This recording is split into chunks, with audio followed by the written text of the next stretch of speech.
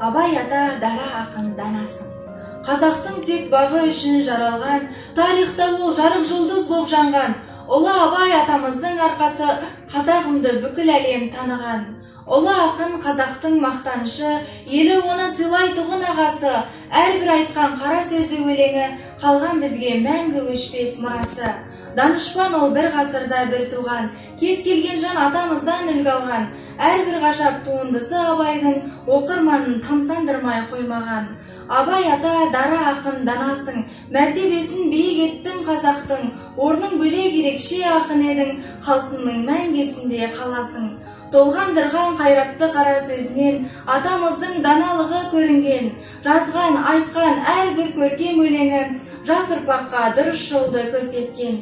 5 асылға жетуге асық болдым, 5 нәрседен әрдайым қашық болдым. Ұлы Абай атамызды оқып жүріп, өлең сөзге ерекше ғашық болдым. Тойлануда 175 жылдығын, арнап жатыр ұрпақтарың ән жырын. Күнтізбеге Абай күні қосылып, мәртебеңді асқақтатты ел халқың.